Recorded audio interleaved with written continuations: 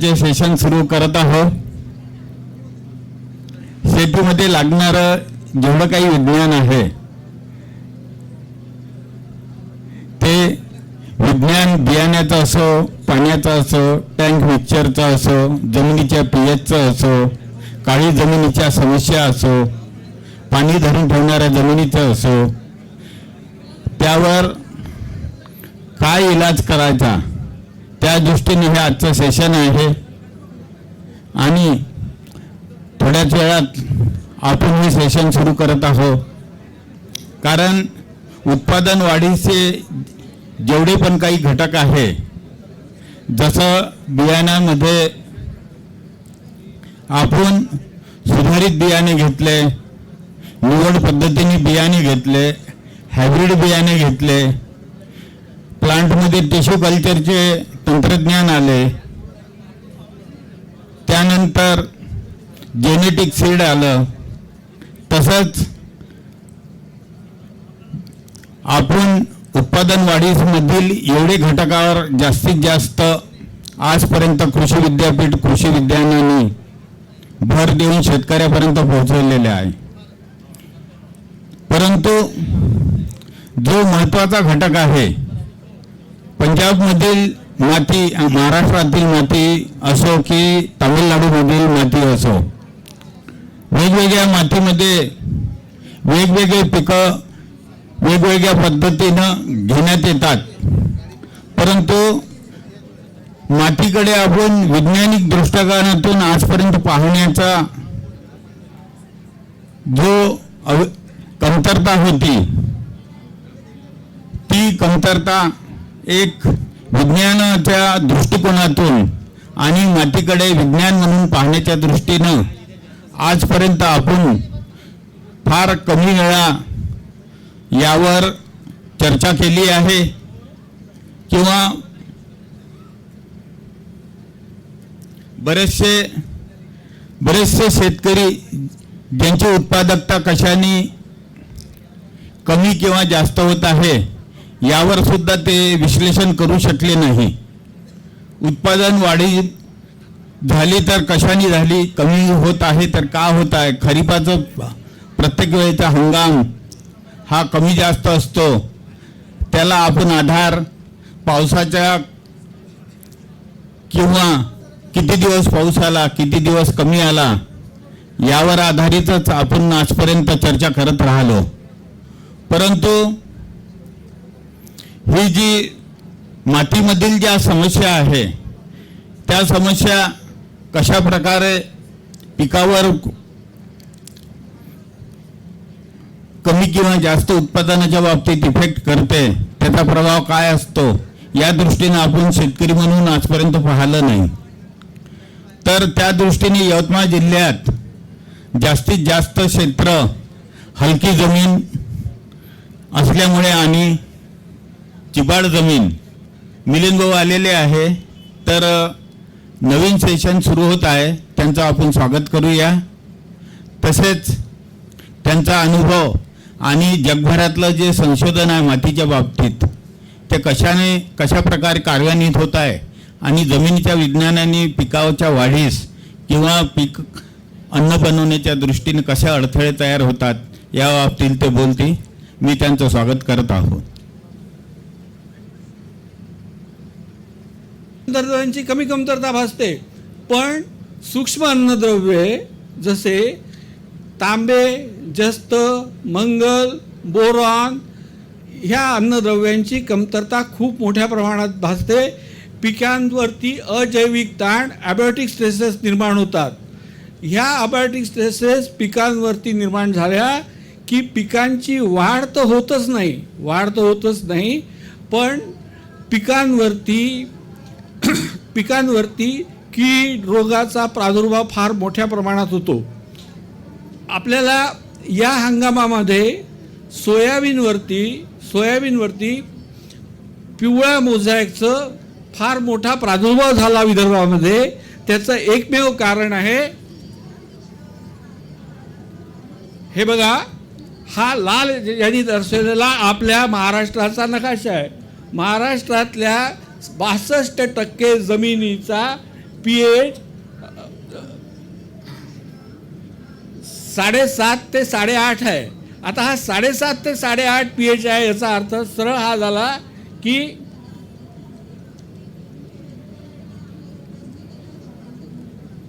पिकांना बोरॉन, लोह, मॅग्नेशियम या पिकांची कमतरता जाणार आहे. ही पिकांची कमतरता जाणं म्हणजे आपण आपल्या हाताने नापिकीकडे चाललो आहे. आपण जमिनीच्या रासायनिक गुणधर्मांकडे लक्षच देत नाही आहे. महाराष्ट्रात अल्कधर्मी जमिनीचं क्षेत्र आहे 19,34,00,000 हेक्टर. म्हणजे इनडायरेक्टली असं समजा की महाराष्ट्रात 19 कोटी हेक्टर जमिनी या नापिकी आहे. ही नापीक जमीन आहे.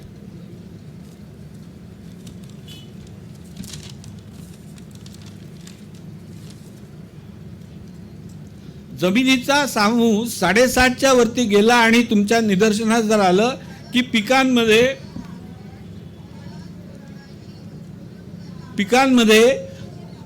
या विविध अन्नद्रव्यांची कमतरता आलेली आहे. पण हे ज्यावेळेस आपल्याला पानं पाहून ज्यावेळेस लक्षात येतं त्यावेळेस वेळ खूप पुढे निघून गेलेली असते आणि त्यावरती आपण फवारण्या करूनही त्याचा उपयोग होत नाही, त्याच्यात काहीही फरक पडत नाही. उलट पक्षी 2% DAP किंवा इतर गोष्टींचं पिकांवरती फवारणी करणं हे एक विकतचं दुखणं घेतलेलं आहे आपण. दुसरा अत्यंत महत्त्वाचा प्रश्न आहे विदर्भातल्या जमिनीसाठी किंवा यवतमाळच्या जमिनीसाठी की यवतमाळच्या जमिनी चुनखडीयुक्त आहे. या चुनखडीयुक्त जमिनी ॲक्च्युली पिकांच्या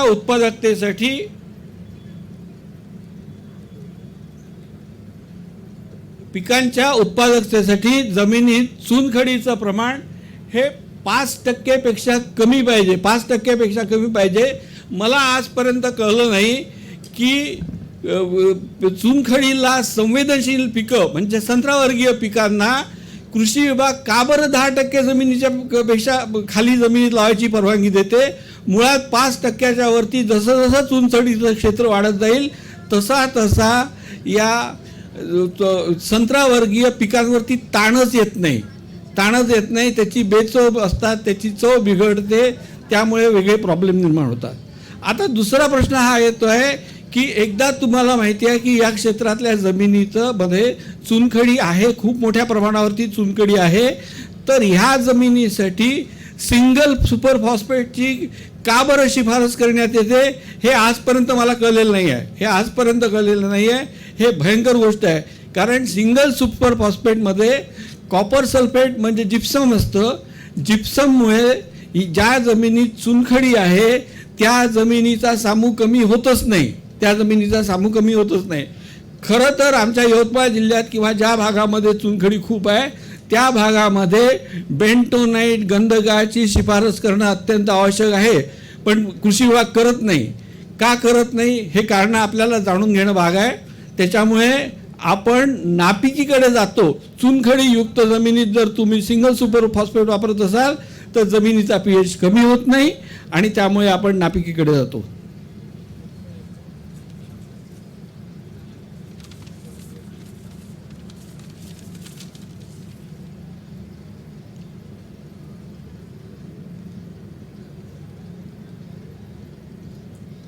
आता ज्यावेळेस आपण बोलतो की 7च्या तुलनेत जमिनीचा 8 pH 6च्या तुलनेत 7.5 pH किंवा 6.5च्या तुलनेत 8.5 pH म्हणजे 8.5 वजा 6.5 बरोबर 2 होत नसतं. 2चा फरक म्हणजे 6.5च्या तुलनेत 8.5 pH ची जमीन ही 100 पट अल्कधर्मी असते. ही जमीन 100 पट नापीक आहे. 7.5च्या तुलनेत 8.5ची जमीन ही 100 पट नापीक आहे.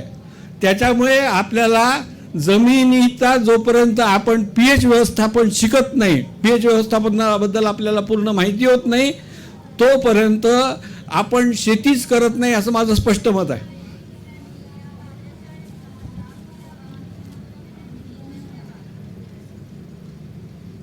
आता काळी माती ही सुपीक असते, हा जगातला सगळ्यात मोठा गैरसमज आहे.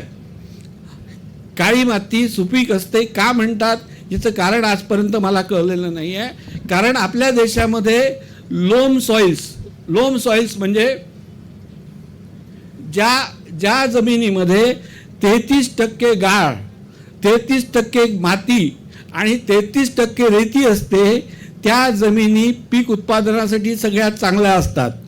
आता रेती, गाळ आणि माती या एकाच खडकापासून तयार झालेल्या असतात. खडकाचा जो मोठा धूप झालेला किंवा इरोजन झालेला जो भाग असतो रेती, हा जाड असतो. त्याच्यानंतर सिल्ट, धरणातली सिल्ट नाही, ज्या नदीची सिल्ट, त्या नदीच्या सिल्टमध्ये रेती पाहिजे, रेतीयुक्त सिल्ट हा महत्त्वाचा विषय आहे. आणि माती, आता लोम सॉइल्स का पाहिजे आपल्याला, काळी माती का नको, याचं सगळ्यात महत्त्वाचं आणि पहिलं कारण आहे की लोम सॉइलमध्ये पाण्याचा निचरा चांगला होतो.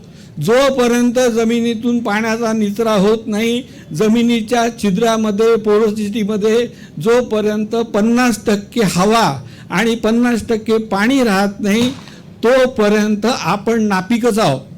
मग पाऊस किती कमी झाला, सरासरीपेक्षा 50% जरी पाऊस झाला तरी विदर्भ हा निश्चित पावसाचा प्रदेश आहे. विदर्भात जुलै ते सप्टेंबर या कालावधीत कधीतरी 1-2 दिवस 65 मिलीमीटरच्या वरती पाऊस होतो. 65 मिलीमीटरच्या वरती पाऊस म्हणजे ही झाली अतिवृष्टी. ही अतिवृष्टी झाली आणि तुमची जर भारी जमीन, लोक ज्या भारी जमीनचं फार कौतुक करतात, ती भारी जमीन असेल तर ती भारी जमीन चिबडते, पाण्याचा निचरा होत नाही आणि बाकीचे प्रॉब्लेम चालू होतात. त्यामुळे भौतिक गुणधर्मामध्ये जमिनीमध्ये किती माती आहे, किती रेती आहे हे तपासणे सगळ्यात महत्त्वाचं आहे. आपल्या जमिनीमध्ये जर काळी माती असेल तर आपण बदलू शकत नाही, पण काळी माती असेल तर ती चिबड जमीन आहे. चिबड जमिनीचा सुधारणा प्रकल्प आपल्याला सगळ्यात आधी हाती घ्यावा लागेल. त्यासाठी भूमिगत निचरा पद्धती अशा कराव्या लागतील. आणि जोपर्यंत एक वेळ तुम्ही सिंचना ड्रीप मागू नका, पण ह्या भूमिगत सिंचनासाठी, भूमिगत निचरा पद्धतीसाठी पैसे मागा. म्हणजे ज्या जमिनीत निचरा योग्य असतो त्याच्यात पिकाची वाढ ती तशी होते, आणि ज्या जमिनीत पाण्याचा निचरा कमी असतो त्या याच्यामध्ये जमिनीमध्ये पिकाची वाढ अत्यंत कमी होते, हे लक्षात घ्या. त्याच्यामुळे सगळ्यात पहिली गोष्ट शेतीसाठी जमिनीतनं पाण्याचा निचरा.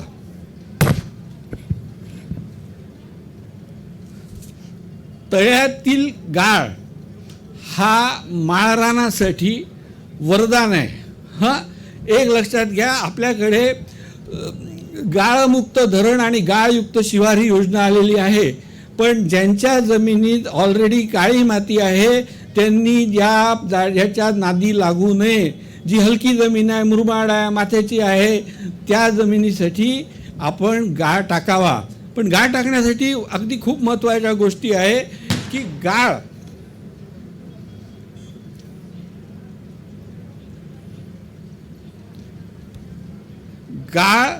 आणि जमिनीचं दोघांचंही रासायनिक विश्लेषण करायचं आणि ते एकमेकाशी सुसंगत आहे की नाही हे पाहायचं. आता तिकडे उस्मानाबाद जिल्ह्यात, बीड जिल्ह्यामध्ये एका ठिकाणी जमिनीचे गुणधर्म पहा की गाळ टाकण्यापूर्वी जमिनीचा pH 6.8 ते 7.3 होता, पण गाळ टाकल्याबरोबर त्या जमिनीचा pH 7.9 ते 8.4 झाला. म्हणजे काय झाला की आपण गाळ आणून टाकल्याबरोबर ती जमीन नापीक झाली. ही वेगळी त्रास सुरू झाला त्या जमिनीमध्ये. दुसरी गोष्ट, चुनखडी. ज्या जमिनीमध्ये चुनखडी फक्त 0.6 ते 10% होती, त्या जमिनीतली चुनखडी 26% वाढली. त्याच्यामुळे तुम्हाला जर गाळ टाकायचा असेल तर बाबा रे, आधी मला त्या गाळाचं सर्टिफिकेट द्या म्हणा, कोण्या धरणाचं. त्या धरणाच्या गाळाचं पूर्ण सर्टिफिकेट घ्या, त्याची माहिती घ्या, त्याची विद्युत क्षारता किती आहे, विद्युत वाहकता किती आहे. त्याच्यानंतर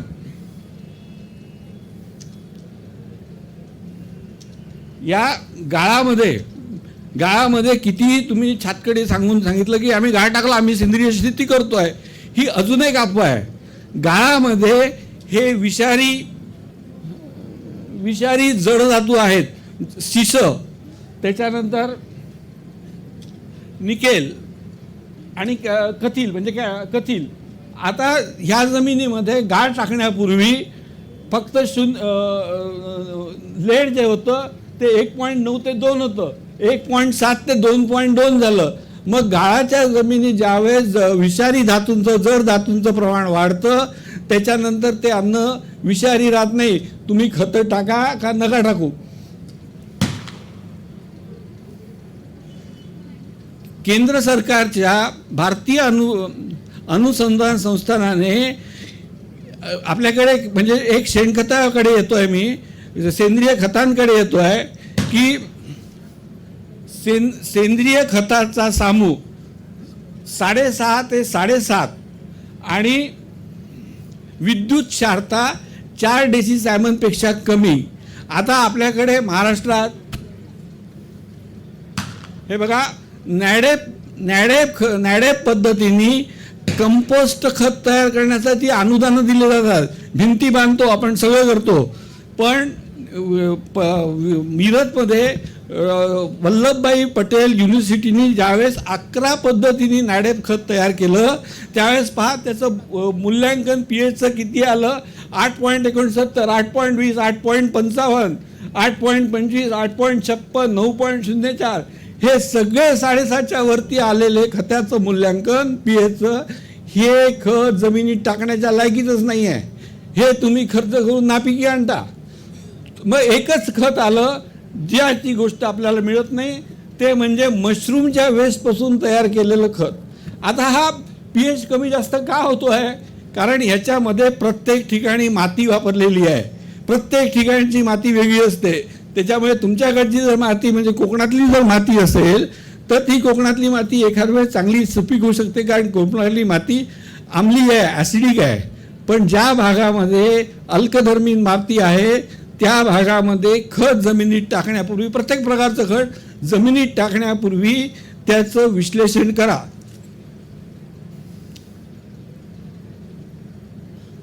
आता आपल्याकडे गांडूळ खत, अतिशय प्रेम आहे लोकांचं, गांडूळ खत टाकलं का जमीन सुपीक झाल्या. आता एका ठिकाणचा जो गांडूळ खताचा विश्लेषण अहवाल आहे, हे बघा, गांडूळ खताचा पीएच 8.5 आणि इलेक्ट्रिकल कंडक्टिव्हिटी 5.63, म्हणजे गांडूळ खत टाकल्यानंतर तुमचं बियाणंच उगवणार नाही ही गॅरंटी. त्याच्यामुळे कृषी विभागाला, कृषी विद्यापीठाला विचारा, आम्ही कंपोस्ट खत टाकतो, पण त्याची स्टँडर्ड द्या, त्याचे मानकं द्या आणि त्यांची आमच्या जमिनीसोबतची सुसंगता समजावून सांगा. खतं टाकून विकतचं दुखणं घेऊ नका.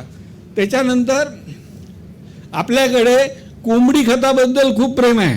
कोंबडी खत, आता कोंबडीचं जे खत आहे त्याचा पीएच 7.8 आहे, हां, पण क्षारता 3.7 डेसिसॅमन आहे.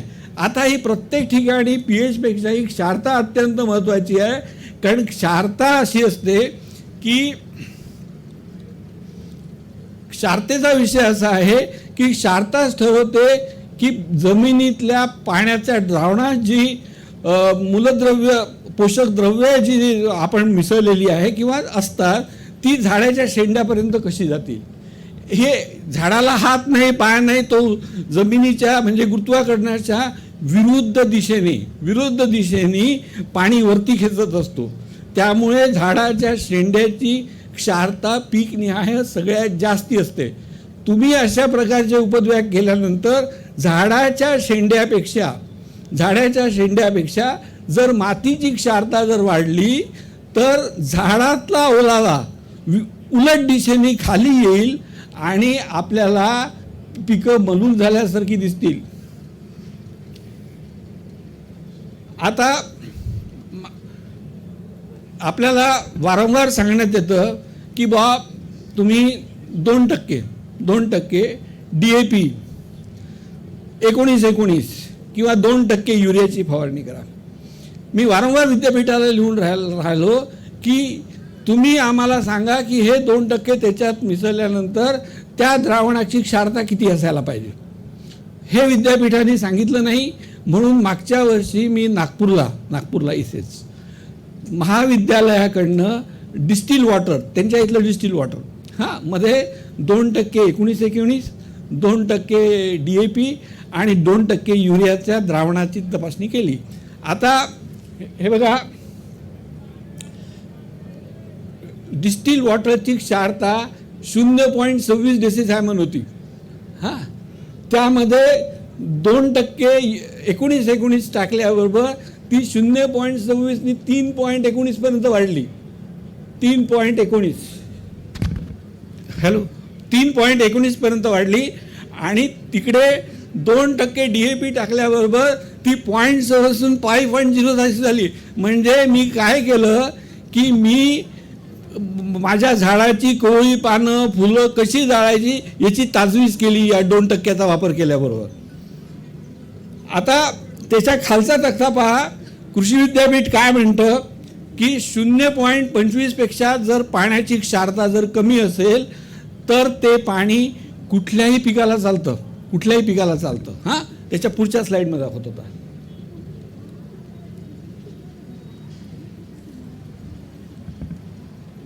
आता हे माझ्या शेतातलं पाणी आहे ज्या पाण्याची क्षारता 0.52 होती. 0.52 त्याच्यामध्ये 19-19 2% टाकल्याबरोबर ती 3.54 झाली आणि 2% DAP टाकल्याबरोबर 5.54 झाली.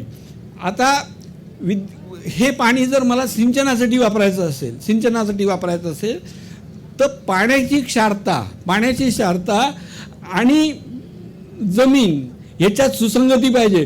कुठलंही पाणी तुम्ही कुठेही आणून टाकू शकत नाही. जर तुमच्या मातीची जर पाण्याची क्षारता 0.25 पेक्षा जास्त असेल तर तुम्ही काळ्या जमिनीसाठी वापरू शकता. पण ती 0.25च्या वरती वाढल्याबरोबर विद्यापीठ म्हणतं की हे पाणी फक्त मुरमाड आणि वाळूयुक्त जमिनीसाठी चालेल. आमचा जिल्हा बाद झाला. कापसाची काळी जमीन बाद झाली. आता इथे राहुरी विद्यापीठाने लिहून दिलेलं आहे की सिंचनासाठी पाण्याची क्षारता 0.75 पाहिजे. 0.75 डेसिसायमनपेक्षा कमी पाहिजे. आणि ठिबक जर असेल तर 3.12 पेक्षा कमी पाहिजे. हे लिहून दिलेलं आहे. आता इकडे बघा, आपण इस्रायलमधनं नळ्या आणल्या ड्रीपच्या नळ्या आणल्या, स्प्रिंकलरच्या नळ्या आणल्या. पण इस्रायल त्या मातीतनं कोणचं पाणी पाठवतं हे आपल्याला माहीत नाही. ड्रीपमधनं इस्रायल 1.4 डेसिसायमन इसीचं पाणी पाठवतं आणि आपल्याकडे 3.92. त्याच्यामुळे आपले ड्रिपर 3.92चे वापरलं की आपले ड्रिपर वारंवार चोक होतात. मुळाच्या आजूबाजूला क्षार जमा होतात. हे जोपर्यंत विद्यापीठ आपल्याला किंवा कृषी विभाग आपल्याला मूलभूत गोष्टी सांगत नाही, तोपर्यंत आपण नापिकीच्या दिशेने जात राहू. हा सगळा डाटा विद्यापीठाचा आहे. आता पलीकडे पहा की जर पाण्याची क्षारता 0.5 असेल तर एका पाण्याच्या पाळीबरोबर आपण जमिनीत 192 किलो क्षार नेऊन टाकतो. जर पाण्याची क्षारता 4 असेल तर एका पाण्याच्या पाळीबरोबर एका हेक्टरमध्ये 1,500 किलो क्षार टाकतो. मग हे 1,500 किलो ह्या अशा प्रकारचे क्षार आपण सिंचन करून जमिनीत नेऊन टाकल्यामुळे हळूहळू जमीन चिबड होत गेल्या. ज्या जमिनीत आपण कधीही बापजाद्यांनी आपल्या सिंचन केलं नाही त्या जमिनीत लोखंडी किंवा लाकडी नांगरांनी नांगरण व्हायचं. आता त्या जमिनीत 75 हॉर्सपॉवरचाही ट्रॅक्टर नांगरण करायला कमी पडायला लागला. जमिनी आहे, दाखवतो मी. वणी वारगाव 2650 आहे. तुम्ही जाऊन पहा. नियर पचकाळ्याच्या घराजवळ बोरवेल आहे. मला ते ठिकाणी मी तितके डिटेल्स आणलेले आहे. मग अशा पाण्याने तुम्ही सिंचन करायला आम्हाला सांगणार का? सिंचन करणं आवश्यक आहे, मला हे समजतं, पण सिंचन करण्यापूर्वी जमिनीतनं पाण्याच्या निचऱ्याची व्यवस्था करणं हे त्याहीपेक्षा महत्त्वाचं आहे. आता इथे पुष्कळ असतील फर्टिगेशन हां.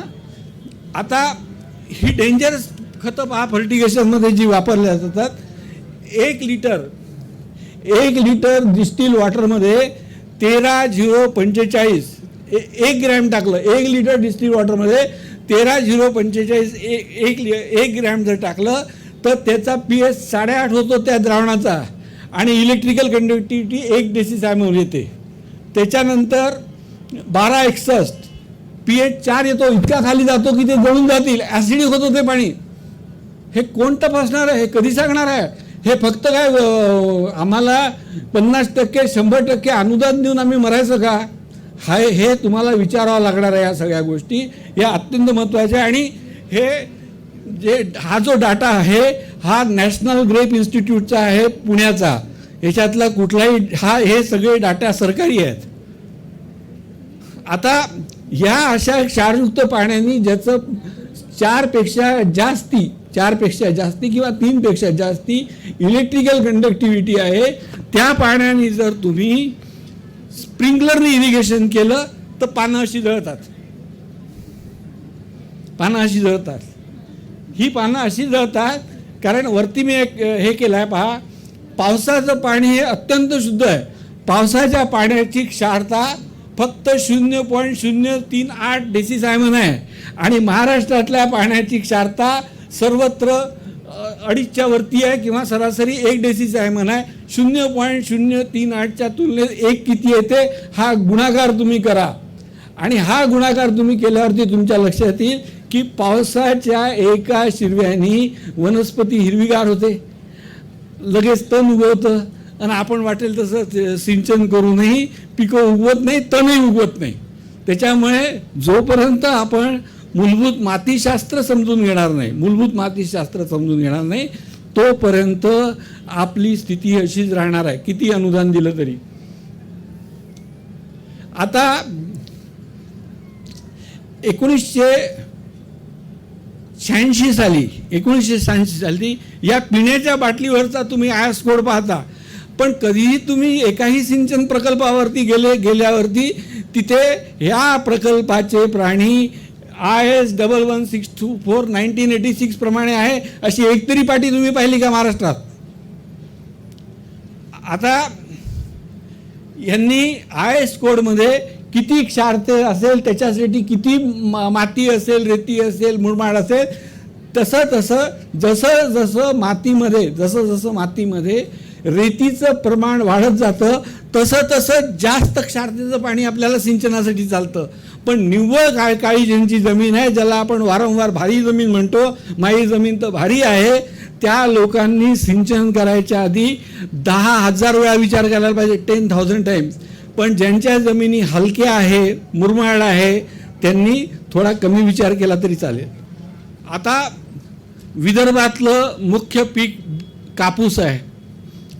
हे सगळ्यात महत्त्वाचा भाग आहे आणि मी कापसावरती येतो. ही कॉटन कॉर्पोरेशन ऑफ इंडिया, भारतीय कपास निगमची आकडेवारी आहे. ही आकडेवारी मी 1948-49 पासून आणली आहे.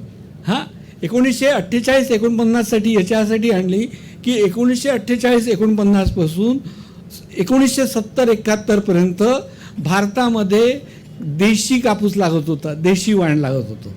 त्याच्यानंतर 70-71 पासून 1980 पर्यंत, कारण 1980 नंतर त्यांनी दिली म्हणे, आपण संकरित कापूस लावायला लागलो. आणि त्याच्यानंतर 2001 आणि 2002 मध्ये बोलगाड 1 आलं. आता जसं बियाण्याचं तंत्रज्ञान बदलत गेलं तसं कापसाच्या उत्पादकतेत, आता ही रुईची उत्पादकता आहे, म्हणजे रुईचं प्रमाण कापसामध्ये कापसाच्या वजनाच्या फक्त 35% असतं, 0.35. तर ज्यावेळेस सरळ वाण होतं त्यावेळेस एका हेक्टरमध्ये 99 किलो ते 134 किलो रुई मिळत होती फक्त आपल्याला. त्याच्यानंतर संकरित कापूस आला. त्याच्यामध्ये आपल्याला 169 पासून तर 267 किलोपर्यंत रुईचं प्रमाण वाढलं. त्याच्यानंतर बोलगार्ड 1 आला, BT1 आल्याबरोबर ते प्रमाण 308 पर्यंत वाढलं. बोलगार्ड 2 2005-06 पर्यंत येईपर्यंत हे प्रमाण 472 पर्यंत पोचलं होतं. मग बोलगार्ड 2 ज्यावेळेस आला आपल्याकडे त्यावेळेस आपल्याकडे कापसाची उत्पादकता 525 किलो प्रति हेक्टर झाली. पण त्याच्यानंतर काय झालं की साधारणतः 2018-19 पासून कापसाची उत्पादकता खाली यायला लागली. ही कापसाची उत्पादकता खाली यायचं कारण मी तुम्हाला सांगतो की भारताने कापसाचं संशोधन बंद केलं. महाराष्ट्राची स्थिती तर त्याहून दयनीय आहे.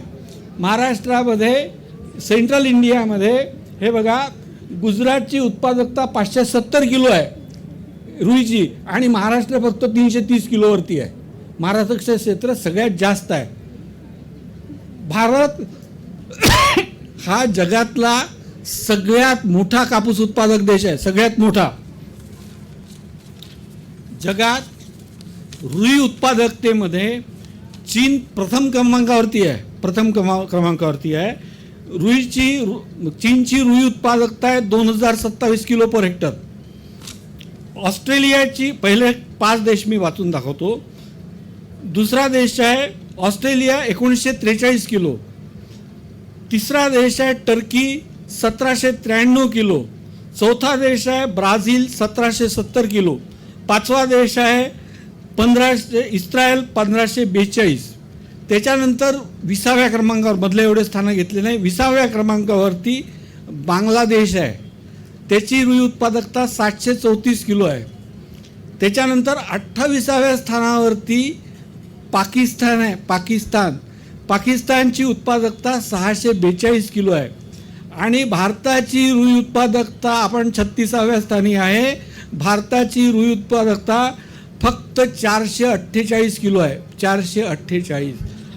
आता आपण सगळ्यात मोठा प्रोड्युसर म्हणून आपण सगळ्यात जास्त कापूस उत्पादन करतो. याच्या डिंग्या आपण मारवणं ताबडतोब बंद केलं पाहिजे, कारण आपली उत्पादकता अत्यंत कमी आहे. आपलं उत्पादन खूप जास्त आहे कापसाचं, याचं कारण आपलं क्षेत्र जास्त आहे. आणि ही कमी उत्पादकता हे दर्शवते की आपला कापूस उत्पादनाचा खर्च जगाच्या तुलनेत अफाट आहे. आपण कोणाच्याही कॉम्पिटिशनमध्ये उतरू शकत नाही.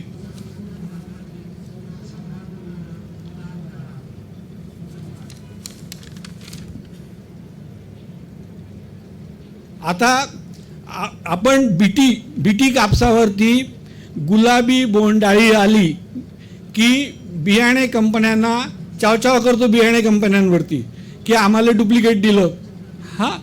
पण कापसावरती कीड येण्याच्या स्थानिक परिस्थितींचा आपण कधी विचारच केलेला नाही आहे. कापसावरती कीड येण्याची सर्वात महत्त्वाची स्थानिक परिस्थिती आहे चिबड जमीन. आणि दुसरी स्थानिक परिस्थिती आहे अल्कधर्मी जमिनी. न्यूट्रिशनच मिळत नाही त्याला, त्याचं पोटच भरत नाही. त्याच्यामुळे त्याच्या जन्मापासूनच तो वीक असतो, अशक्त असतो. आणि अशक्त माणसावरती सगळे कीड रोग सगळ्या येत असतात. आता हे बघा, आपल्याकडे बोलगार्ड 2चं तंत्रज्ञान हे 2006 साली आलं. म्हणजे बोंडअळीचं रक्षण करण्यासाठी. त्याच्यानंतर आपण त्याला गेले 17 वर्ष ताला मारून ठेवलेला आहे. ताला 2006 नंतर आता 2023 आहे. आता हे 17 वर्ष एकच एक औषध वापरल्याने त्या किडीची, त्या औषधाच्या विरुद्ध प्रतिकारशक्ती वाढणार नाही तर काय होणार आहे? अन्य देशामध्ये 6 औषध आहे. तुम्हाला जे पाहिजे त्या तंत्रज्ञानाचं बीटी बियाणं तुम्ही विकत घेऊ शकता. तर तंत्रज्ञानाची फेरफालट करता येते. मग कसं आपल्याला कापूस उत्पादन होणार आहे? आम्हाला आत्महत्येचं कारण आम्हाला जगाच्या तंत्रज्ञानाबरोबर पुढे जाऊच दिलं नाही किंवा जाऊ देत नाही, हे सगळ्यात महत्त्वाचा भाग आहे. हे बघा, अमेरिकेमध्ये 1996 पासून HTBT मका, सोयाबीन, कापूसाची लागवड केल्या जाते. आज 2023चं त्यांचं क्षेत्र जवळपास 100% आहे. आमच्याकडे एकही हेक्टर नाही आहे. आणि ज्या प्रदेशामध्ये, विदर्भ हा निश्चित पावसाचा प्रदेश आहे, जून ते सप्टेंबर या 4 महिन्याच्या कालावधीमध्ये कमीत कमी 30 ते 40 दिवस, 50 दिवस पाऊस असतो. कसं निंदण डवरण करून तुम्ही कसं काय त्याचं करणार आहे? तण व्यवस्थापनच होत नाही. आणि ह्या अशा प्रकारच्या काही आपल्या देशातल्या ज्या लोकांना खूप हुशार आहे आणि ते खूप वरच्या स्थानावरती आहे, ते लोक म्हणतात की बस स्त्रिया निंदन खुरपण करून रोजगार उत्पन्न करतात. आता शेतात जातच येत नाही, पायच ठेवता येत नाही, तर रोजगार उत्पन्न कसा काय होतं हे मला कळलं नाही. आणि हे HTBT जर मिळालं तर नवरा बायको मिळून दोघं जण एका दिवसात 2 एकर फवारून नियंत्रण करू शकतात. जास्ती पाहिजेच नाही. पण जर हे मिळत नाही म्हणून एकरी 40 बाया लागतात. गावाची लोकसंख्या पहा, त्याला एकरांनी गुणा, कसं होणार आहे तर नियंत्रण? आणि आम्हाला रोजगार कमी होऊ द्यायचा नाही असं म्हणायचं. आता हे बघा, ही भारतीय कृषी अनुदान संस्थांची तणविज्ञान संशोधन संस्था आपल्या इथे जबलपूरला त्यांचा हा 2008 सालचा अहवाल आहे. ज्या अहवालाला 2008 पासून 2023 पर्यंत कचऱ्यात टाकून दिलं, आपण उघडायलाच तयार नाही आहे. आपण ते काय म्हणतं पहा, तणवाढीमुळे सगळ्या पिकांचं 65% नुकसान होतं. 65%. पुढे जाऊन ते म्हणतात की आम्हाला तणनाशक सहनशील बियाणं का पाहिजे, हा महत्त्वाचा भाग आहे. ते म्हणतात की शेतामध्ये अनेक प्रकारच्या तणांची उगवण होते. सध्या जे निवडक गटातील तणनाशक बाजारात उपलब्ध आहे ते सर्व तणांचं नियंत्रण करत नाही. बरोबर आहे? हां. त्याच्यानंतर आपण ज्या पद्धतीने तण नियंत्रण करायचा प्रयत्न करतो, डवरण, वखरण, निंदन, याच्यामुळे पिकांना नुकसान होऊ शकते. एखाद वेळेस डवरा चालता असं पीक उडवून देते. हा मेकॅनिकल लॉस होतो.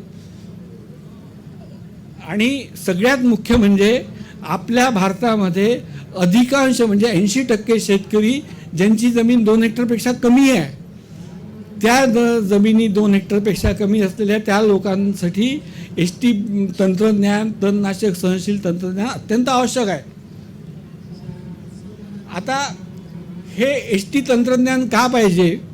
हे HT तंत्रज्ञान याच्यासाठी पाहिजे की आपण निवडक तणनाशक फवारल्यानंतर पुढच्या वर्षी जर आपण पीक बदललं, यंदा सोयाबीन लावलं, सोयाबीनवरती परसूट फवारलं, परसूटचे जे अवशेष जमिनीत राहिले त्याच्यानंतर जर पुढच्या वर्षी आपण तिथे कापूस लावला तर कापूस कसा होईल?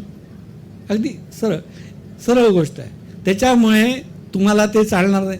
तुम्हाला एकच तणनाशक पाहिजे, भले त्याची मोनोपोली होते असं समजा, पण ते पीक सोडून इतर सगळ्या प्रकारच्या गवताला त्यांनी मारलं पाहिजे. त्यासाठी ह्यांचा 2008 सालचा अहवाल त्या दिल्लीश्वरांपैकी कोणी वाचला आहे की नाही वाचला मला माहीत नाही, पण मी वाचला आहे. त्यामुळे मला फार दुःख होतं की आपल्या देशात हे मिळत नाही. जगात वेगवेगळ्या देशात GM तंत्रज्ञानाचे पिकं, सोयाबीनची लागवड 91 लाख दशलक्ष हेक्टर होते, कापसापेक्षा जास्ती आहे. आपल्याकडे तर सोयाबीन नाहीच आहे. सोयाबीनचं तेल येतं आपल्याकडे. त्याच्यानंतर कशी तरी केंद्र सरकारनी GM मोहरीच्या ट्रायलला परवानगी दिली. परवानगी दिल्यानंतर लगेच सुप्रीम कोर्टात पहा, सुप्रीम कोर्टाची गंमत पहा की भारतामध्ये GM बियाणं यूज नये म्हणून अशा 2 याचिका 2004 आणि 2006 साली दाखल झालेल्या आहेत. त्या याचिकांचा आजपर्यंत निर्णय लागलेला नाही, आजपर्यंत निर्णय लागलेला नाही.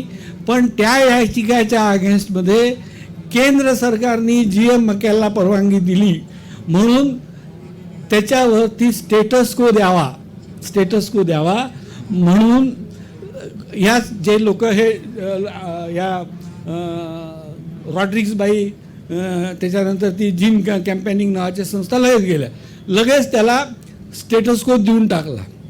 केंद्र सरकारने त्यांचा 7 पानी खुलासा दिलेला आहे. हे बघा, हा note for the bench of GM mustard, केंद्र सरकारचा अतिशय डिटेल आहे. हा, त्याचा विचारच नाही केला गेला. केंद्र सरकार एक पाऊल पुढे जाते, कोर्ट एक पाऊल मागे ओढते, तरी आपण म्हणतो न्यायाचं राज्य आहे. हे बघा, हे सगळे ओरिजिनल आहे. हां, त्याच्यानंतर केंद्र सरकारने 26 मे 2023ला केंद्रीय कृषी मंडळात एक खूप महत्त्वाची मीटिंग घेतली. त्या मीटिंगमध्ये निर्णय झाला की तणनाशक सहनशील बोर्डगार्ड 3 कापसाला फास्ट ट्रॅकवरती मंजुरी द्यायची.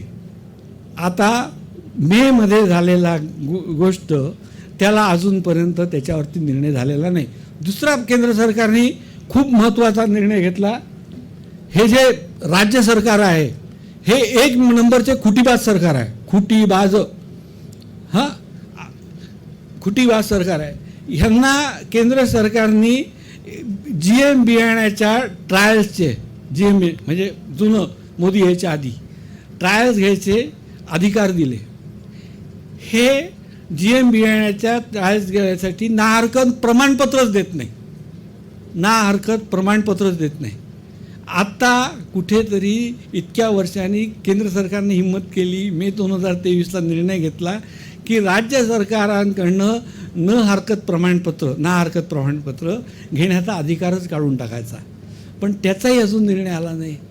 जोपर्यंत आपल्याला अद्ययावत बियाणं तंत्रज्ञान मिळणार नाही, आपल्याला आपली माती कळून घेणार नाही, आपण नापीकच राहणार आहे, कायमच नापीक राहणार आहे. तर ह्या गोष्टीवरती शेतकऱ्यांनी आता तर ते GM बियाणं येईल तेव्हा येईल, पण आज बाजारामध्ये ऑफिशियल फिगर आहे की चोर मार्गाने तणनाशक सहनशील कापूस येतो आहे. शेतकरी लावतात आहे. शेतकरी का लावतो आहे? कारण 10 वर्षापासून येतो आहे. कारण त्याला त्यातून फायदा होतो आहे म्हणून तो लावतो आहे. कोणी त्याला फसवत नाही. 1, 2, 4, 5 केसेसमध्ये ते उगवत नाही, बियाणं खराब असतं, ते फसल्यावर जातं. त्याच्यानंतर यंदा खरीप हंगामात यवतमाळ जिल्ह्यामध्ये खरीप आढावा बैठक होती. आम्ही सगळे शेतकरी संघटनेचे लोक आमच्या यवतमाळच्या खासदार, आमदार आणि पालकमंत्र्यांकडे गेलो. तर पालकमंत्र्यांनी आम्हाला सांगितलं की तुमची काय अडचण आहे, तुम्ही या आणि खरीप आढावा बैठकीत बोलवा.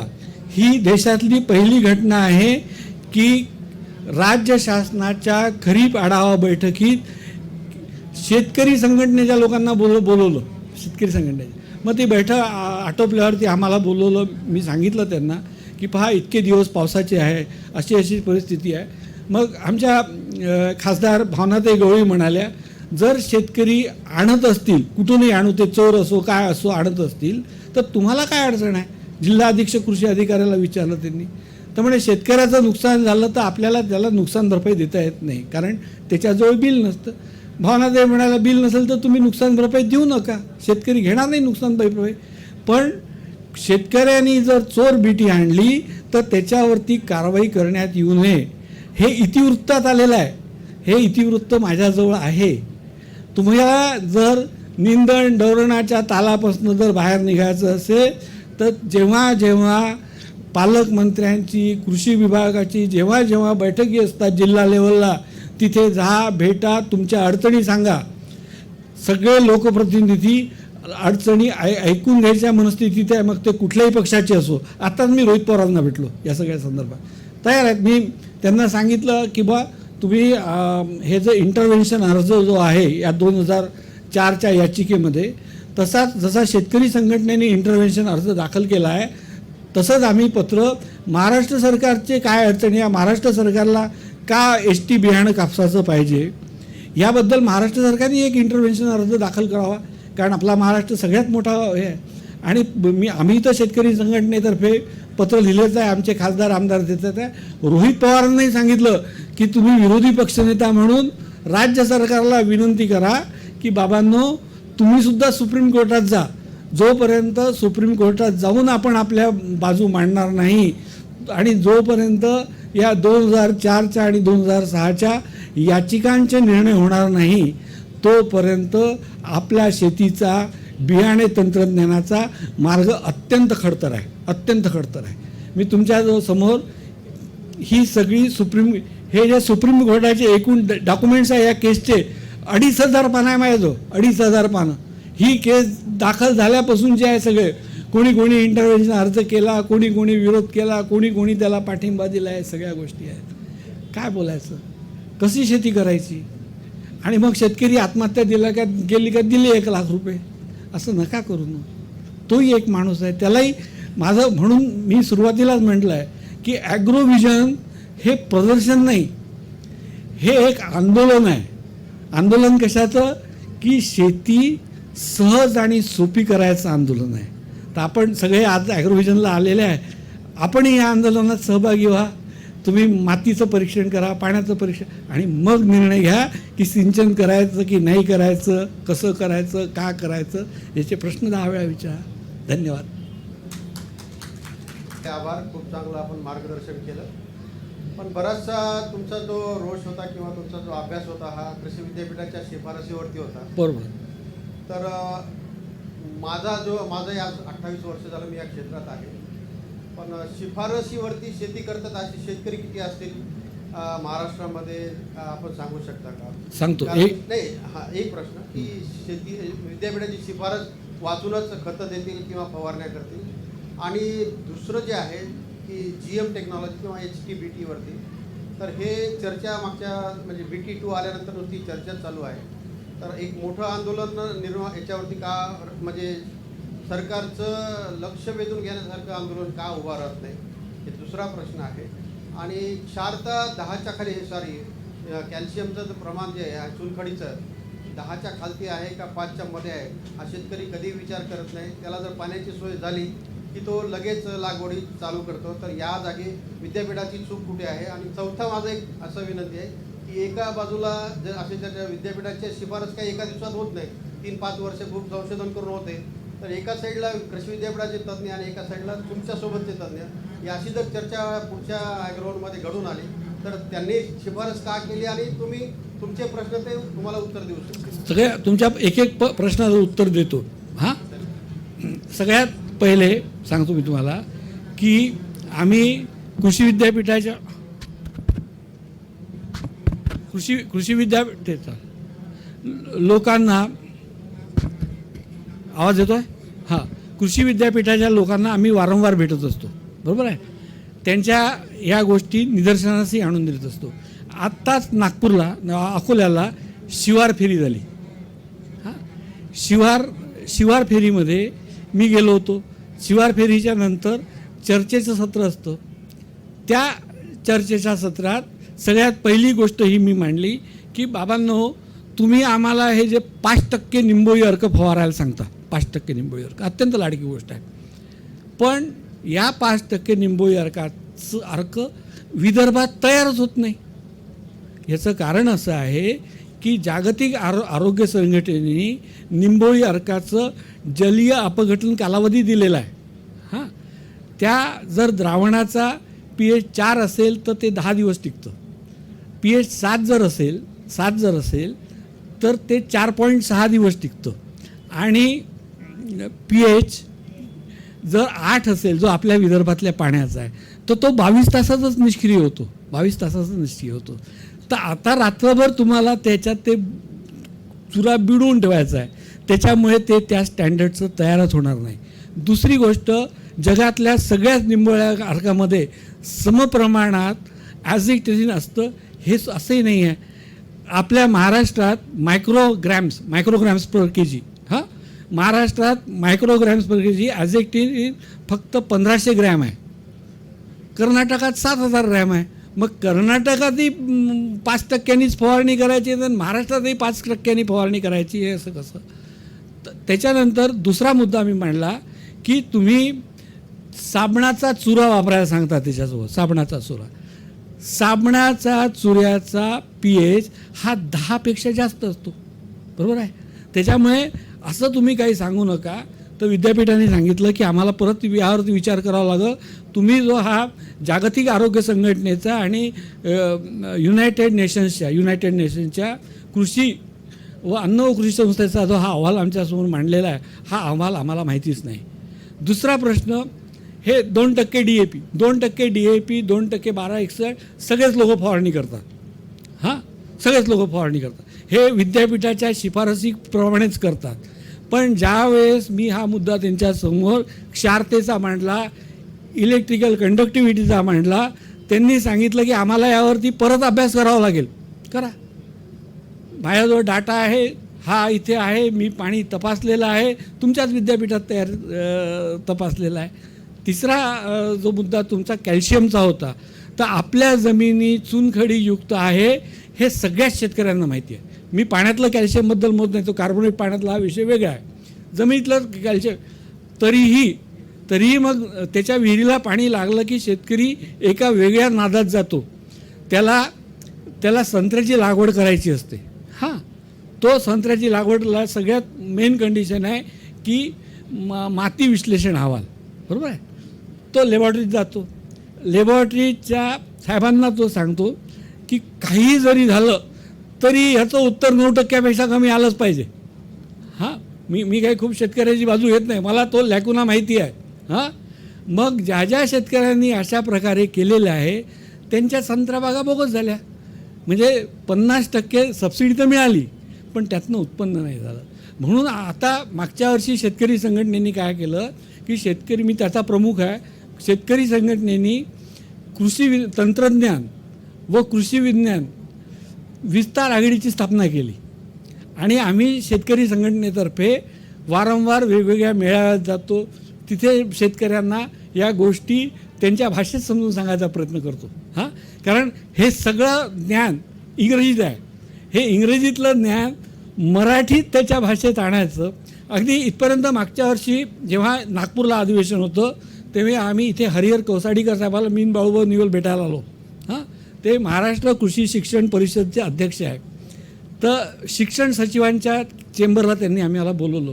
म्हटलं साहेब, आम्ही फक्त एकच विनंती करायला आलो म्हटलं तुम्हाला की शेती ही सामान्य विज्ञान वर्ग 8 बालभारतीच्या पुढे नाही आहे.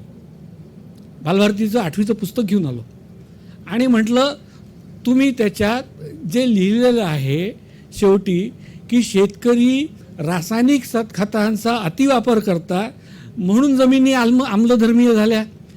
हां, आता त्या 8वीतल्या पोराला आम्लधर्म एवढंच माहिती असते, ॲसिडिटी वाढले की आपला बाप गोळी घेते, एवढंच माहिती आहे. हां, म्हटलं त्या जमिनी जोपर्यंत ॲसिडिक राहत नाही तोपर्यंत काहीच होत नाही. तुम्ही असं का लिहितात? आणि तुमचे जे अहवाल आहे, आमच्याजवळ तर एवढ्या जमिनी ॲसिडिक करण्या इतके जर पैसे असते खतं वापरून, मुळात शेतकरी खतं खूप वापरतात, जास्त प्रमाणात वापरतात. हा सगळ्यात मोठा गैरसमज आहे, कारण त्याच्याजवळ पैसेच नाही आहे. हां, तिसरा मुद्दा म्हटलं मी तुम्हाला सांगतो की हा जो इलेक्ट्रिकल कंडक्टिव्हिटीबद्दल तुम्ही लिहिलेला आहे, मुळात खेड्यातल्या मुलांना गुळ आंबा म्हणजे काय हेच माहीत नाही. कोणाच्या घरी गुळ आंबा नसते. हां, तुम्ही काय लिहिलं आहे की फळांच्या फोडीवरती साखरेचा पाक टाकला की त्या फोडी आक्रसतात. म्हटलं तुम्ही असं कशाला लिहिता? त्याच्यापेक्षा असं लिहा की कैरीवरती मीठ टाकलं की कैरीतलं सगळं पाणी ओढलं जातं, ती आक्रसल्या जाते. हे त्याच्या घरचं रोजचं आहे.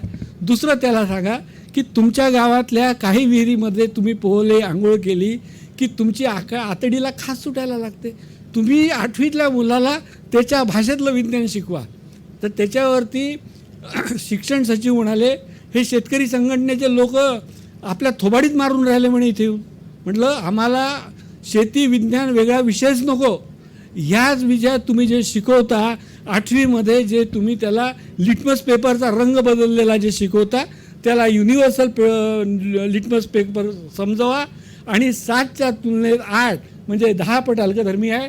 तो जो ह्याच्या आधीच्या ह्याच्यात मी जो चार्ट दाखवला लॉगॅरिथम तो शिकवा तुम्ही. तो कसा नाही शिकवत? मुळातच आपल्या बेसिक सामान्य विज्ञान जो मुलगा 8वी 9वी 10वीचं सामान्य विज्ञान शिकला आहे व्यवस्थितपणे त्याची शेती चांगलीच होती, तेही मराठी भाषेत. काही गरज नाही.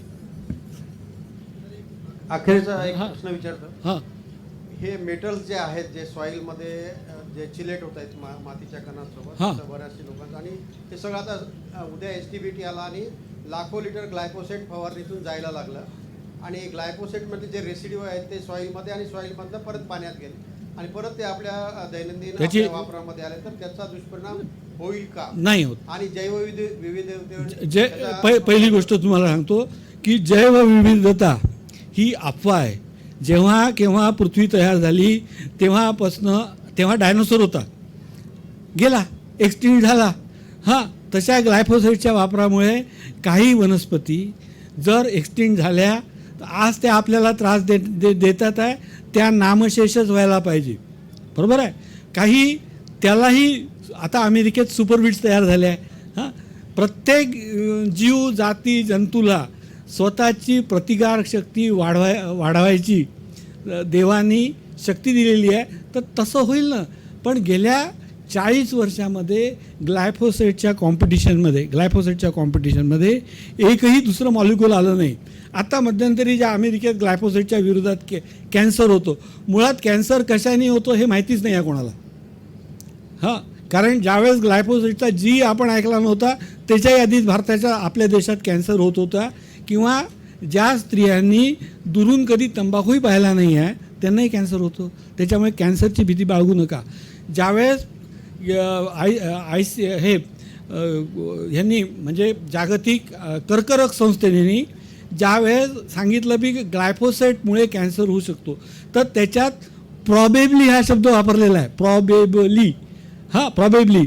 आणि त्यांनी खूप मोठा डाटा तपासला त्याच्यावरती. असे सगळे वाद अमेरिकेत चालू आहे. त्याच्यावरती अमेरिकेच्या एन्व्हायरमेंटल प्रोटेक्शन एजन्सीनी खूप काम केलं आणि त्या संस्थेला लिहिलं की तुमचा अहवाल खोटा आहे. अमेरिकेने ग्लायफोसेट बंद नाही केलं. ते जर बंद नाही करत 1996 पासून 2023पर्यंत वापरून राहिले, तिथे जर काही रेसिड्यू तयार होत नाही तर आपण विचार कशाला करायचा? हां, तुम्हाला हेवी मेटलचा विचार करा तुम्ही. आपल्या महाराष्ट्रामध्ये खूप जमिनीत जन्मापासून हेवी मेटल्स आहे. आपण त्याच्यासाठी इम्युनिटी झालेलो आहे. अकोला जिल्ह्यातली ज्वारी खा तुम्ही किंवा मोजून पहा. अकोल्याच्या जिल्ह्यातल्या ज्वारीमध्ये खूप जास्त प्रमाणात कॅडमियम, आर्सेनिक हे मेटल्स मिळतात. तरी तिथले लोक खाऊन राहिले, जगून राहिले, मेले का हजारो वर्षापासून तीच ज्वारी खाऊन राहिले. त्याच्यामुळे जैवविविधता जाईल. तापमान वाढत आहे. आपण आता सध्या मध्ययुगात आहे. पूर्वी ज्यावेळेस पृथ्वी तयार झाली आणि पृथ्वीवर जीव जन्मला त्यावेळेस हे सगळं थंड युग होतं. आता आपण हळूहळू गरम युगाच्या दिशेने जात आहे. आपण मध्यावरती आहे. आणि हवामान बदलाचा सगळ्यात मोठा पावसाच्या संबंधाने जर तुम्हाला परिणाम पाहायचा असेल तर जूनमध्ये अल्पवृष्टी होते, जुलैमध्ये अतिवृष्टी होते, ऑगस्ट महिन्यात अल्पवृष्टी होते आणि सप्टेंबर महिन्यात अतिवृष्टी होते. हा हवामान बदल आहे. त्या हवामान बरोबरच आपल्याला जगायचं आहे. त्या तापमान वाढीबद्दलच जगायचं आहे की कारण हळूहळू तापमान वाढत किती जाणार आहे तितके वर्ष तुम्ही जगणार नाही, मी जगणार नाही, त्याला अब्जावधी वर्ष लागणार आहे. तर कशाला हवामान वाढत हे ते डोक्याला ताप करून घ्यायचं आपण. अजून संपर्क नंबर द्या please, sir. मिलिंद दामले,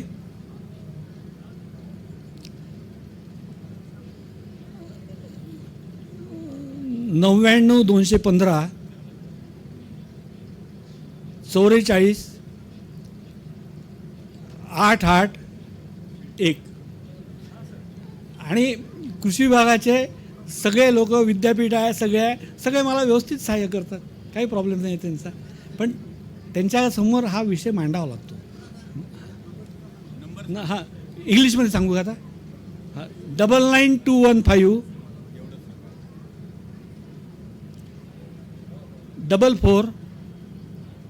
44-88-1.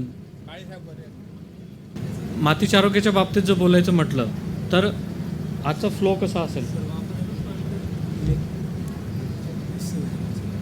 त्यानंतर माती म्हणजे मृदा नेमकी काय, त्याचबरोबर हे मातीचं आरोग्य जपत असताना महत्त्वाच्या येणाऱ्या अडचणी आणि त्यासाठी सरकारकडनं काय उपाययोजना केल्या जातात आणि त्याचबरोबर एक प्रायव्हेट संस्था म्हणून SML ही नावाची कंपनी काय त्याच्यावर पुढाकार घेते त्याबाबत आपण बोलूया. तर भारतीय शेतीची आपण सुरुवात जर पाहिली तर एक लाकडी नांगरापासून सुरुवात झाली. लाकडी नांगरापासून ज्या वेळेला सुरुवात झाली तर त्यावेळेला सुपीक अशी जमीन आपल्याकडे होती, परंतु कालांतराने आपल्याकडे हेवी फीडिंग व्हरायटीज म्हणजे हायब्रिड व्हरायटी येत गेल्या. त्याचबरोबर त्या व्हरायटींचं उत्पन्न देण्याची क्षमता आणि आपल्या जमिनीमध्ये असणाऱ्या अन्नद्रव्यांची क्षमता याचा कुठेतरी सांगड घातला जात नव्हता. त्यामुळे आपण रासायनिक खतांचा आपण तिथे वापर वाढवला, परंतु या रासायनिक खतांचा वापर करत असताना कुठेतरी आपल्या जमिनीचा सामू हा वाढत गेला. आज आत्ता आपण मागच्या प्रेझेंटेशनमध्ये पाहिलं जमिनीचा सामू, नंतर जमिनीची गर्भधारणा क्षमता, त्याचनंतर सेंद्रिय कर्ब यासारख्या इश्यूंवर मोठ्या प्रमाणावर त्याचा आघात झाला. आणि त्यामुळे आज आपण जी 2 बैलांनी जी शेती करत होतो, लाकडी नांगरांची शेती करत होतो, ती कुठेतरी 4 बैलावर गेली आणि लोखंडी नांगर आला. आणि हळूहळू त्या लोखंडी नांगरानंतर तंत्रज्ञान बदलत गेलं. आपल्याकडे नवीन नवीन व्हरायटी येत गेल्या, नवीन नवीन तंत्रज्ञान येत गेलं. मग त्यात सरकारी विद्यापीठ असू द्या किंवा खाजगी संस्था असू द्या, यांनी चांगल्या चांगल्या व्हरायटी आणल्या. आणि त्याबरोबर मग आपण ट्रॅक्टरवर गेलो. आता ट्रॅक्टरवरचा 25-30 HP ट्रॅक्टर आज आपण 50 HP पर्यंत चाललो गेलो. आज आपण जर विचार केला, मागची पिढी जी होती की त्यांनी विचार केला नसेल की 20व्या दशकात पाणी विकत घ्यायची वेळ पडेल. आणि जर समजा असंच कंटिन्यू चालत राहिलं तर भविष्यात आपल्याला आज आपण पाहतो की मोठ्या शहरांमध्ये पाण्यासोबत ऑक्सिजन हा विकत घेण्याची गरज भासते. आणि भविष्यात या ऑक्सिजनसोबत आपल्याला माती विकत घ्यायची सुद्धा गरज पडू शकते जर आपण अशी परिस्थिती चालू राहिली तर. त्यामुळे आज आपण पाहतोय की जर समजा या ट्रॅक्टरवरनं JCB किंवा दुसऱ्या तंत्रज्ञानाकडे आपल्याला जायची गरज नाही पडली पाहिजे. यासाठी आपल्याला आज मातीचं आरोग्य राखणं गरजेचं आहे आणि त्यानुसार आपल्याला पावलं उचलणं गरजेचं आहे. तर आज आपण पाहतोय की भारतामध्ये नेमके मातीच्या आरोग्याबाबतीत इश्यू कोणते आहेत. जर आपण पिकं पाहिली, गहू असू द्या, त्याच्यानंतर ऊस असू द्या किंवा इतर कोणती पिकं असू द्या किंवा धान असू द्या, ती काढली गेल्यानंतर आपण काय करतो की ते शेतातनं त्याचे अवशेष जाळून टाकतो. परंतु ते अवशेष ज्या वेळेला जाळले जातात त्यावेळेला मातीचा वरचा जो लेअर आहे, त्या मातीच्या वरच्या लेअरमध्ये सूक्ष्मजीव हे मोठ्या प्रमाणावर असतात, ते त्याबरोबर जात आहेत. आणि त्याचबरोबर ज्यावेळेला आपण म्हणतो की जमिनीची गर्भधारणा क्षमता जी असते ती कुठेतरी कमी होते, तर त्याचा मोठा परिणाम आपल्या मातीवर होतोय. नंतर अन्नद्रव्यांची उचल करण्याची क्षमता. आज आपण पाहतोय की प्रत्येक पिकाची आवड निवड वेगळी आहे. आज आपण जर पाहिलं कांदा, तेलबिया पिकं, ऊस यांना मोठ्या प्रमाणावर सल्फर या अन्नद्रव्याची गरज लागत असते. मका या पिकाला झिंक या अन्नद्रव्याची गरज लागत असते. जसं व्यक्तीचं आहार वेगळा असतो तसं प्रत्येक पिकाचा आहार हा वेगळा असतो आणि त्याची अन्नद्रव्य जी असतात आवड निवड ही वेगळी असते. तर त्याचंच एक आपण पाहतोय की जर समजा आपण या बाबतीत अन्नभिज्ञ असू आणि जर समजा कोणत्या पिकाला डोस कसे द्यायचे आहेत, काही पिकांना आपल्याला बेसल डोस द्यावे लागतात, काही पिकांना आपल्याला टॉप ड्रेसिंगला द्यायचे असतात किंवा काही पिकांना आपल्याला फवारणीमार्फत डोस द्यायचे असतात किंवा स्पीड डोसेज जे म्हणतो आपण त्यामार्फत द्यायचे असतात. त्याचं शेड्यूल आपण प्रॉपर फॉलो केलं नाही किंवा आज आपण पाहतोय की प्रत्येक पिकाची NPK रेशो हा वेगवेगळा आहे, तो आपल्याला माहीत नसेल आणि आपण जर त्याचं न्यूट्रिएंट मॅनेजमेंट त्या प्रकारे करत नसू तर कुठंतरी अन्नद्रव्य उचल करण्याची क्षमता ही कुठेतरी कमी होते. जे आपण ट्रॅडिशनल क्रॉप घेत होतो, गहू, बाजरी, मका, ज्वारी, ऊस, याचबरोबर आपण आता फळं भाजीपाला ही पिकं घेतोय, परंतु यांची गरज मोठी असल्या कारणाने तिथे आपल्याला सूक्ष्म अन्नद्रव्यांची मोठ्या प्रमाणावर गरज भासते.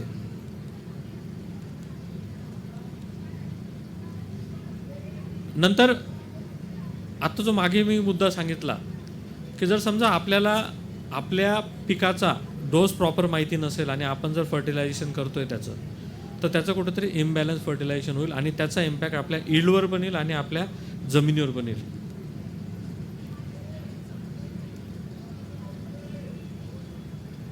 आज बरीचशी खतं आपण टाकतोय, परंतु ज्या वेळेला पहिला पाऊस पडतो तसं पहिला पाऊस पडल्यानंतर आपल्याला एक मातीचा सुगंध येतो. तर मातीचा सुगंध येतो त्यामागचं कारण असं आहे की आपल्या जमिनीमध्ये सूक्ष्म ज्या बुरशी असतात त्या वाढण्याचं काम करतात आणि त्या वाढण्याचं काम करण्याबरोबर आपण जी अन्नद्रव्य देतो, मग ते रासायनिक पद्धतीने असू दे किंवा दुसऱ्या पद्धतीने असू दे, त्याचं कन्व्हर्जन करून द्यायचं काम जमिनीमध्ये होत असतं. मग काही पिकांना आपण नत्राच्या बाबतीत म्हटलं तर मग ते काही पिकं अमोनिकल फॉर्ममध्ये घेतात, काही पिकं नायट्रेट फॉर्ममध्ये घेतात, काही पिकं दुसऱ्या फॉर्ममध्ये घेत असतात. तर या फॉर्मचा जो यूज आहे, जर समजा तो कुठेतरी चुकत असेल आणि आपण त्या क्रॉपप्रमाणे देत नसू, तर त्याचं कुठेतरी आपलं फर्टिलायझर रिस्पॉन्स रेशो जो आहे तो कुठेतरी डिक्लाईन होतोय. किंवा आता युरियासारखं अन्नद्रव्य जे स्वस्त मिळतं म्हणून आपण त्याचा मोठ्या प्रमाणात वापर करतो, बाकीच्या अन्नद्रव्यांचा कुठेतरी कमी जास्त वापर करतो, किंवा दुय्यम अन्नद्रव्य आणि सूक्ष्म अन्नद्रव्य यांचा कुठेतरी आपल्याला वापर आपण इम्बॅलन्स करतो, तर त्याचा जो आहे आपल्या प्रोडक्टिव्हिटीवर येत असतो. आज आपण पाहतोय की सुरुवातीला नत्र, सुरत, पालाश हे अन्नद्रव्य हे प्रथम अन्नद्रव्य मानले जायचे, परंतु आज आपण पाहतोय की सल्फरसारखं जे अन्नद्रव्य आहे हे आता मेजर न्यूट्रंट म्हणून कन्सिडर व्हायला लागले. आता नेमकं माती म्हणजे नेमकं काय? तर माती जर आपण पाहिलं तर आपण पृथ्वी तलावरचा सर्वात वरचा जो लेअर आहे त्याला आपण माती म्हणतो. आणि त्याबाबत थोडेसे काही इंटरेस्टिंग फॅक्ट आहेत त्या मी तुम्हाला सांगतो.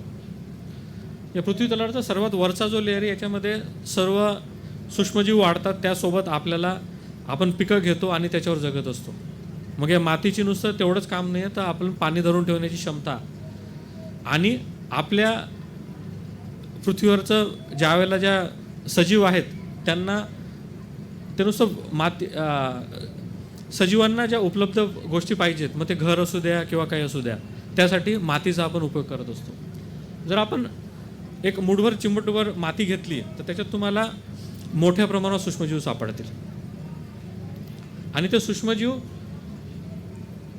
आपल्या जमिनीमध्ये इतर अन्नद्रव्यांना उपलब्ध करून द्यायला मदत करतात.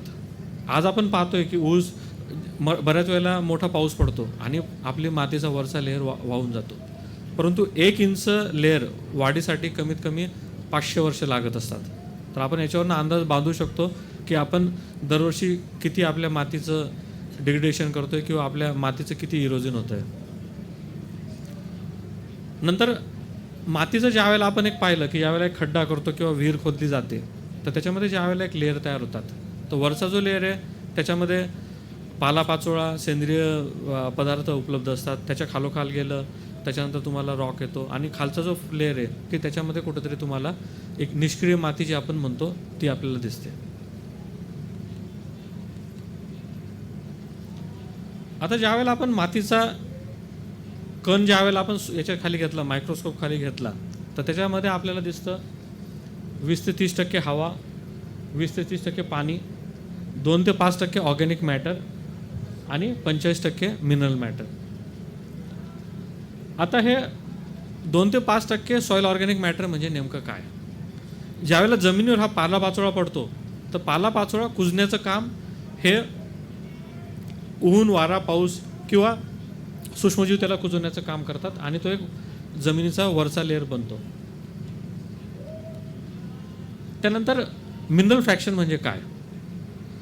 ज्यावेळेला आपण माती घेतो तर त्यावेळेला त्याच्यावर वेदरिंग जे म्हणतो, मग ते उन्हाने असू द्या, पावसाने असू द्या किंवा थंडीने असू द्या, त्याचं काय होतं की त्याच्यावर एक विघटन व्हायला सुरुवात होतं आणि त्याच्यामध्ये आपल्याला सूक्ष्म अन्नद्रव्य मोठ्या प्रमाणावर दिसतात. त्याच्यानंतर मातीचा कण आपण जर घेतला तर त्याच्यामध्ये स्पोर स्पेसेस असतात. स्पोर स्पेसेस म्हणजे काय, की जे आपण म्हणतो की दोन कणांमधील मातीमधलं अंतर, त्याला आपण पोर स्पेसेस म्हणतो.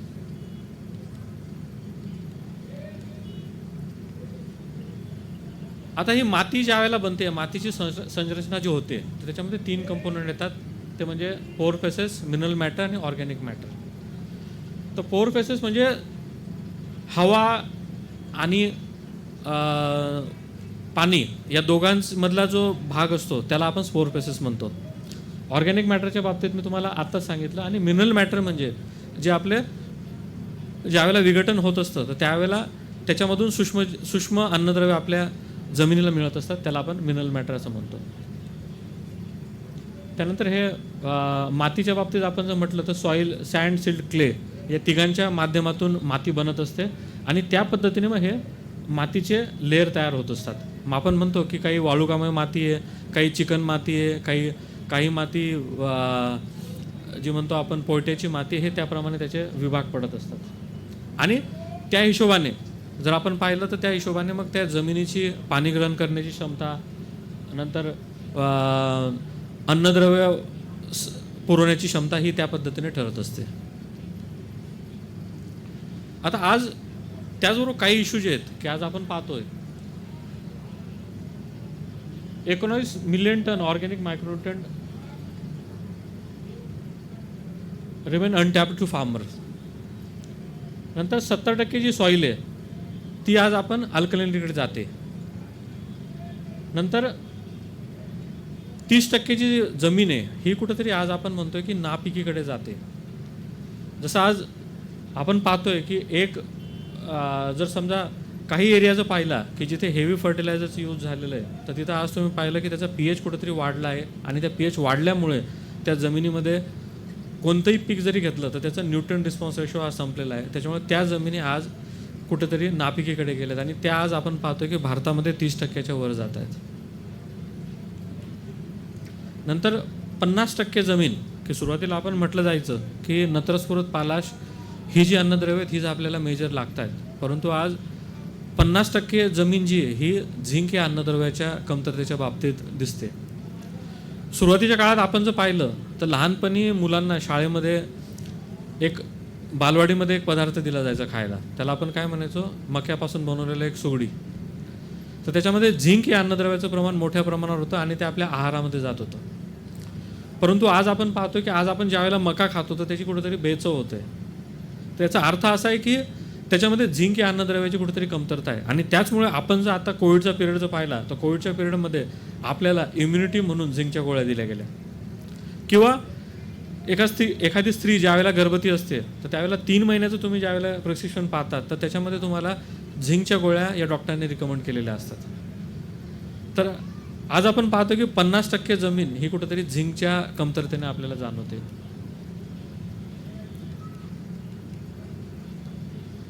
आता स्लाईडमध्ये आपण जे पाहतोय की आपण आपल्या खाण्याचा विचार करतो, परंतु आपलं जे खाणं आपल्याला मिळतंय की जेव्हा आपण जे भाजीपाला खातोय किंवा फळं खातोय याच्यामध्ये ती अन्नद्रव्य आहेत का याचा आपण विचार करत नाही आहे. तर त्याचा आपल्याला विचार करणं गरजेचं आहे. आणि ज्यावेळेला आपण आपल्या जमिनीमध्ये ते देऊ त्यावेळेला ते आपल्या पिकामध्ये येईल आणि त्यावेळेला ते मानवी आरोग्यासाठी उपायकारक ठरेल किंवा जनावरांच्या आरोग्यावर ते उपायकारक ठरेल.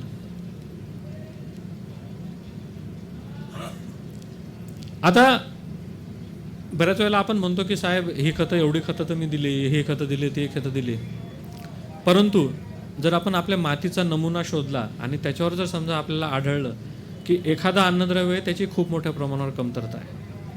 तर लिबनिक नावाचा एक सायंटिस्ट होता, त्याने सांगितलं की त्याने एक सिद्धांत काढला की लॉ ऑफ मिनिमम. जर समजा एखादा अन्नद्रव्य तुमचं बाकीचे सगळं अन्नद्रव्य तुम्ही दिले आणि एक अन्नद्रव्य तुमच्या पिकाला कमी पडत असेल तर त्याचा पूर्ण परिणाम तुमच्या पिकाच्या उत्पादनावर होईल किंवा त्या पिकाच्या वाढीवर होईल.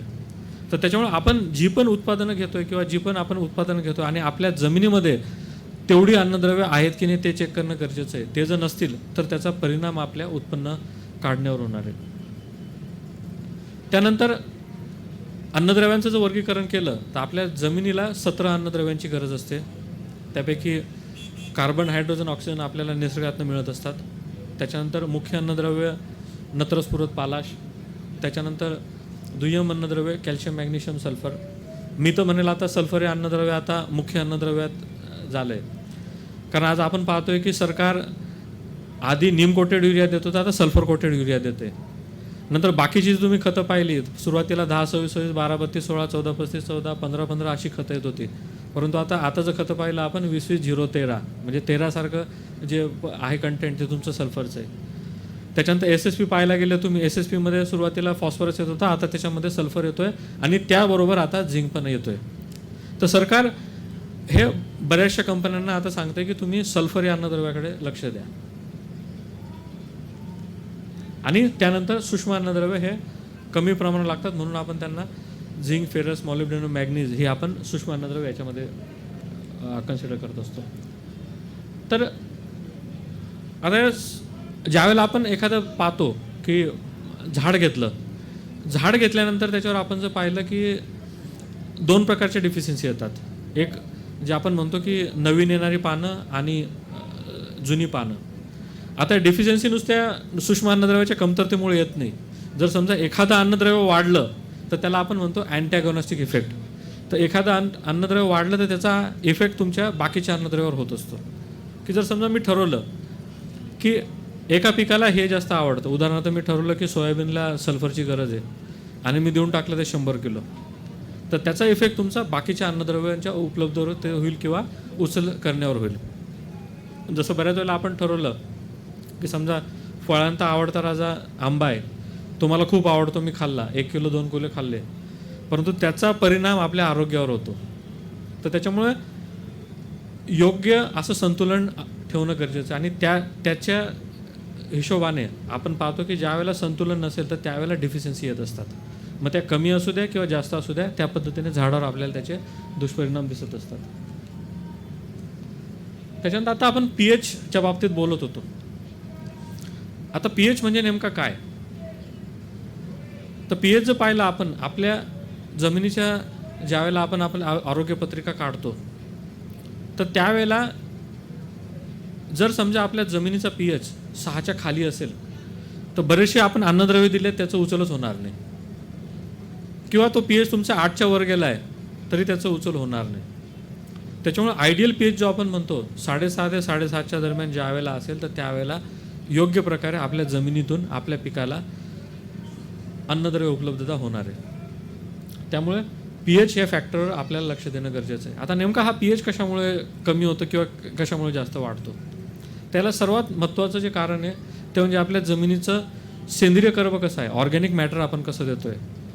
सुरुवातीच्या काळामध्ये आपण जर पाहिलं तर प्रत्येक घरटी मोठ्या प्रमाणावर गाई म्हशी यांचं होतं आणि त्याच्यामुळे काय व्हायचं की शेणखत हे मोठ्या प्रमाणात आपल्या जमिनीत पडायचं आणि त्याच्यामुळे आपल्या जमिनीचा जो सामूह आहे हा कुठेतरी कमी राहायचा. मग याला दुसरा पर्याय अजून असा आहे की आपण पाहतो की हिरवळीची जी खतं आहेत, मग ते ढेंचा असू द्या किंवा मग ताग असू द्या, ही आलटून पालटून आपण घेत असलो की समजा 5 एकर शेती एखाद्याची, 1 एकर शेती आपण त्यासाठी ठेवली आणि तो गाडून दिला तर त्याचाही परिणाम मोठ्या प्रमाणावर होतो. त्याच्यानंतर त्याला पर्याय मग बाकीची लेंडी खत, त्याच्यानंतर पोल्ट्री खत यासारखी खतं आहेत, पण ती पण आपण आधी चेक करून घेणं गरजेचं आहे. नाही तर होतं काय की बऱ्याच वेळेला आपण ती खतं देत असतो परंतु त्या खतामध्ये दुसरं काही मिसळलं गेलं आहे का? जर ते दुसरं काही मिसळलं गेलं असेल तर नो डाऊट त्या जमिनीचा pH पुन्हा वाढणार आहे आणि आपल्या जमिनीसाठी ते हानिकारक ठरणार आहे.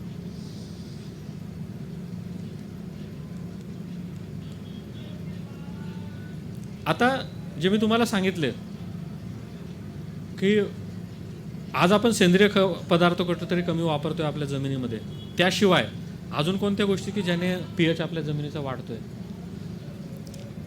हेवी फर्टिलायझर आपण वापरतोय, जे आपण रासायनिक खतं मोठ्या प्रमाणावर वापरतोय, तर त्याच्यामुळेही आपल्या जमिनीचं pH हा वाढतोय. नंतर सूक्ष्मजीवांची वाढ कुठेतरी आपल्या जमिनीमध्ये कमी झाली. आज आपण जमिनीमध्ये जर पाहिलं तर आपल्या जमिनीमध्ये आवश्यक असणाऱ्या बुरशी आणि अनावश्यक असणाऱ्या बुरशी या 2 प्रकारच्या बुरशी आहेत. जर अनावश्यक असणाऱ्या बुरशी जर आपल्या जमिनीमध्ये वाढत गेल्या आणि आवश्यक असणाऱ्या बुरशी ज्या वेळेला संपताय तर त्यावेळेला कुठेतरी आपल्या जमिनीचा pH पण आपला होतो. नंतर आपण अन्नद्रव्य देतोय, केमिकल फर्टिलायझर यूज करतोय आणि जर समजा आपल्या त्या जमिनीमध्ये आपण मोठ्या प्रमाणावर पाणी देतोय आणि त्या जमिनीमधनं ज्यावेळेला लिचिंग होऊन पदार्थ खाली जात आहे तर 100% त्या जमिनीचा pH तुमचा वाढणार आहे. त्याच्यानंतर काही एरियामध्ये मोठा रेनफॉल होतो, पाऊस पडतो. त्या पावसाने जमिनीचा वरचा लेअर हा धुतला जातो. त्या वरच्या लेअर धुतल्या गेल्यामुळे सुद्धा वरच्या लेअरमध्ये जो आपण म्हणतो की मोठ्या प्रमाणावर आपण अन्नद्रव्य असतात तो गेल्यानंतर सुद्धा त्या जमिनीचा pH हा आपला वाढत असतो.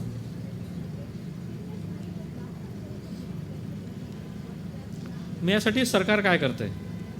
मग सरकार जे करतंय की आज आपण पाहतोय युरिया या अन्नद्रव्याची जेवढी गरज आहे तेवढा तो आपल्याला तेवढा खराब पण आहे. जर आपण एखादी मूठभर तुम्ही माती घेतली किंवा एक तुम्ही टोपली घेतली आणि त्याच्यात तुम्ही माती टाकली आणि त्याच्यात तुम्ही युरिया जर टाकला आणि तिथे गांडूळ जर सोडलेत तर 10 ते 15 मिनिटामध्ये तिथले ते गांडूळ मरून जातील. तर तुम्ही विचार करा, गांडूळ मरतो तर बाकीच्या सूक्ष्मजीवांचं काय होतंय तिथे. दुसरी गोष्ट, ज्यावेळेला आपण युरियासारखं खत वापरतोय तर त्यावेळेला त्याचा परिणाम नुसता त्या पिकावर होत नाही आहे, तर त्या जमिनीमधनं ज्या वेळेला तो जातो आणि पाण्यामार्फत ज्या वेळेला विहिरीमध्ये येतोय तर त्याच्यावर सुद्धा आपल्या पिण्याचं जे पाणी आहे ते आपलं हाय TDS होतं आणि आपल्या शरीरावर परिणाम होतोय. तर त्याच्यामुळे गव्हर्नमेंटने काय केलं की हा युरिया जो याचा लॉसेस व्हायला नको पाहिजे, त्याच्यामुळे neem coated urea, sulphur coated urea यासारखे खतं आणतायत. त्याच्यानंतर सरकारकडनं बऱ्याच ठिकाणी मग ते विद्यापीठ असू द्या किंवा मग कृषी विज्ञान केंद्र असू द्या, तिथं तुमचं मातीचं पत्रिका, मातीचं आरोग्य तपासण्याचं कमी पैशामध्ये काढलं गेलंय. त्यानंतर सस्टेनेबल ॲग्रिकल्चर कसं करता येईल याच्यावर पण सरकार मोठ्या प्रमाणावर खर्च करतंय. नंतर आज होतं काय की आज आपण बरेचसे जे खतं वापरतोय की मग आपल्याकडे युरियाचे पैसे, आपलं बॅग कमी आहे, 300 रुपयाला मिळते, त्याच्यामुळे आपण काय करतोय की त्याच्यावर खर्च जास्त करतोय. परंतु त्याचा समतोल असायला पाहिजे आणि कंपन्यांनीही प्रमोट करताना योग्य प्रकारची खतं प्रमोट केली पाहिजे, म्हणून न्यूट्रन बेस्ड सबसिडीसारखी सबसिडी काढली आहे. त्याचबरोबर काही राज्य जर आपण पाहिले, सिक्कीमसारखं राज्य किंवा काही एरिया जर पाहिलं तर तिथं सरकार करतंय की सेंद्रिय शेती कशी करता येईल त्याच्यावर भर देत आहे, जेणेकरून आपल्या जमिनीचं आरोग्य हे चांगलं राहील. आता हे करत असताना मी ज्या कंपनीला प्रेझेंट करतोय SML लिमिटेड, या कंपनीचंही यासाठी काय काय काम चालू आहे त्याबाबत आपण बोलूया. आज आपण मागचा एक जो मुद्दा पाहिला की अन्नद्रव्यांची कार्यक्षमता, त्याच्यावर मोठा प्रश्नचिन्ह येतोय. तर त्या कार्यक्षमता चांगली राहायला पाहिजे आणि चांगली उत्पादनं आपल्याला देता यावी यासाठी कंपनी मोठ्या प्रमाणावर लक्ष देते. त्यानंतर एखादं खत आपण वापरतोय, आज आपण पाहतोय की पिकांचा जो ड्युरेशन आहे हा कमी झाला आहे. काही पिकं आपण पाहतोय 90 दिवसाचे काय झाले, काही पिकं 120 दिवसाचे झाले. तर ही पिकांना लवकरात लवकर खतं उपलब्ध करून द्यावी लागतात. तर त्यासाठी त्यासारखी खतं म्हणजे मग एक ऑप्टिमम रिलीज टेक्नॉलॉजी, त्याच्यानंतर आपल्या जमिनीमध्ये सूक्ष्मजीवांची वाढ कशी होईल यासाठी कंपनी म्हणजे लक्ष देत असते आणि त्या पद्धतीने संशोधन करते. त्या कंपनीच्या बाबतीत म्हटलं तर 50 वर्षापेक्षा जास्त या कंपनीला झालेत भारतामध्ये, तसंच पूर्ण जगभरामध्ये उत्पादनं ही पाठवत असते. त्यानंतर काही प्रॉडक्टचं जे आहे, जे आपण जागतिक मानांकन संघटना आहे OMRI की जिचं ऑर्गॅनिक सर्टिफिकेशन होतं, त्याच्यामध्ये आपली काही उत्पादनं आहेत. त्यानंतर नुसतं यावर संशोधन न करता शेतकऱ्यांना चांगलं मार्गदर्शन कसं करता येईल त्यासाठी रिसर्च सेंटर स्वतःचे आहेत कंपनीचे.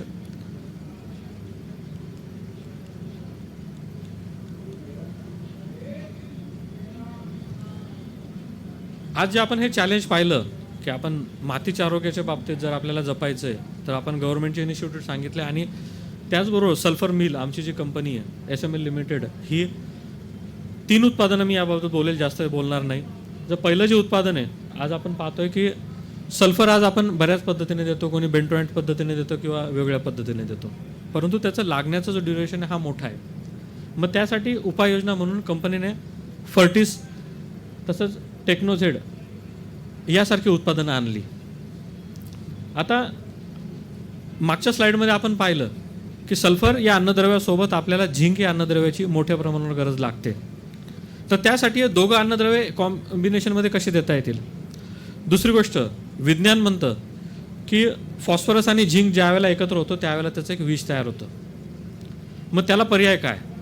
झिंकची तर गरज आहे आणि झिंकची जी गरज आपण पाहिली, जर मी तुम्हाला एक आपण दिलं की मानवी आरोग्याचं उदाहरण दिलं तर ते काय होतं की सुरुवातीच्या काळामध्ये झिंक याची गरज असते. आणि जर समजा झिंक आपल्याला बेसलमध्ये द्यायचा आहे आणि तर जर समजा मी सल्फेट फॉर्ममध्ये किंवा दुसऱ्या कोणत्या फॉर्ममध्ये देतोय आणि तो जर समजा फॉस्फरसयुक्त खतांसोबत मिक्स होतोय तर माझं पूर्णपणे अन्नद्रव्य व्यवस्थापन चुकतंय.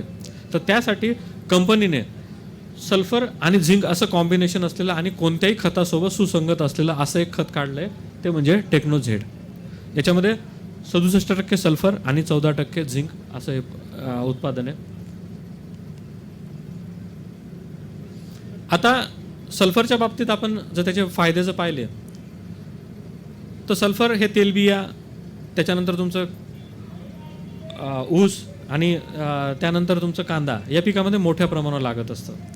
तर ज्यावेळेला आपण एखादं पीक पाहतो तर त्यावेळेला त्याच्यात क्लोरोफिल बनणं महत्त्वाचं असतं. आणि क्लोरोफिल चांगलं असलं त्या झाडामध्ये तर तुमचं प्रकाशसंश्लेषण चांगलं होतं. कांदा ज्या वेळेला फोडला जातो त्यामधून जो उग्र वास येतो तो जो येत नसेल तर त्या कांद्या या पिकाची साठवण क्षमताही कुठेतरी कमी होत असते. तेलबिया या पिकामध्ये जर तुम्ही पाहिलं, जर समजा सोयाबीनसारखं पीक आहे किंवा हरभऱ्यासारखं पीक आहे, याच्यामध्ये जर समजा सल्फर या अन्नद्रव्याची कुठेतरी कमी आहे तर त्यावेळेला त्याच्यामध्ये ऑइल पर्सेंटेज हे कमी होत असतं. त्यामुळे सल्फर हे पीक आपलं तेलबिया पीक आणि जिथे तिखटपणा आपण म्हणतो, मग ते तुमचं कांदा असू द्या, मिरची असू द्या आणि ऊस या पिकामध्ये शुगर निर्मितीसाठी किंवा शुगर वाढीसाठी सल्फर हे अन्नद्रव्य काम करत असतं. आता मी मागे जे एक उत्पादन तुम्हाला सांगितलं ते फर्टिस 90% WG फॉर्ममध्ये आम्ही बाजारामध्ये देतो. याचं डोस जो आहे हा आम्ही बेसलमध्ये किंवा आपण ड्रिपमधनं देऊ शकतो. याची जर पार्टिकल साईज जर पाहिली तर 2 ते 4 मायक्रॉनच्या दरम्यान आहे. त्यामुळे कोणत्याही खतासोबत त्वरित मिक्स होतं आणि आपल्या जमिनीला योग्य अशा कालावधीमध्ये आपल्याला उपलब्ध होतं आणि आपल्या जमिनीमध्ये ते पिकाला लवकरात लवकर उपलब्ध होतं. येस. त्याच्यानंतर जे एक दुसरं जे उत्पादन मी सांगितलं टेक्नोझेड, सल्फर आणि झिंक युक्त, त्याच्यात आमचं ORT टेक्नॉलॉजी म्हणजे ऑप्टिमम रिलीज टेक्नॉलॉजी या धर्तीवर ते उत्पादन आधारित आहे. तर हेही उत्पादन जर आपण पाहिलं तर जमिनीमार्फत तसेच आपण ड्रिपमध्ये देऊ शकतो.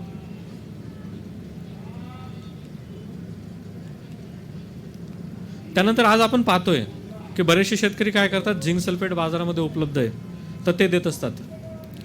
परंतु सल्फेटयुक्त खतं ज्यावेळेला तुम्ही फॉस्फरसयुक्त खतांसोबत देतायत तर त्यावेळेला त्याचं कुठं फिक्सेशन होतं आहे.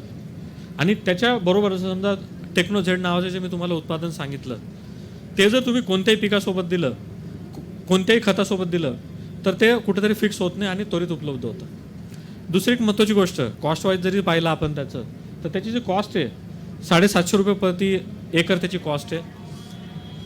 आणि त्याच्या कम्पेअर आपण केलं तर झिंक सल्फेटची कॉस्ट आपल्याला जाते त्याची 1600 रुपयापर्यंत.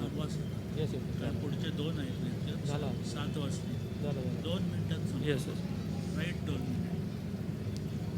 तर त्याचं एक कंपॅरिझन मी तुम्हाला दिलेलं आहे इथे की टेक्नोझेड आणि झिंक सल्फेट याच्यामधला फरक कसा आहे आणि कसं आपण त्याचं हे केलं इफेक्टिव्ह आहे.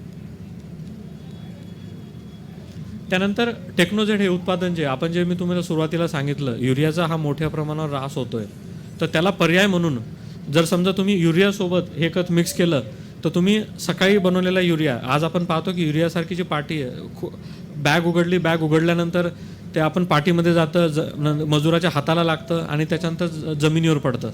जमिनीवर जर समजा तिथे ओलावा नसेल तर त्याचा 100% मोठ्या प्रमाणावर लॉस होईल. तर त्यासाठी हे खत तुम्ही युरियासारख्या खतासोबत कोणत्याही पिकाला देताना देऊ शकतात. त्यानंतर हे आम्ही एक प्रयोग दाखवला आहे की एका बाजूला तुम्हाला दिसेल की जर समजा DAP सोबत तुम्ही झिंक सल्फेट टाकलं तर त्यावेळेला ते कुठंतरी एक दही फुटल्यासारखं जे आपण म्हणतो तर तसं दिसतं, किंवा चहा ज्या वेळेला फुटतो तसं जे द्रावण दिसतं ते होतं. आणि दुसऱ्या बाजूला तुम्ही पाहतायत की टेक्नोझेड नावाचं जे कंटेंट आहे ज्यावेळेला तुम्ही त्याच्यामध्ये टाकतात पाण्यामध्ये तर ते वरून खालीपर्यंत सगळं पूर्णपणे विरघळतं आणि आपल्या जमिनीमध्ये ज्यावेळेला आपण टाकतो तर त्यावेळेला ते उपलब्ध होतं. धन्यवाद सर्व श्रोत्यांचं.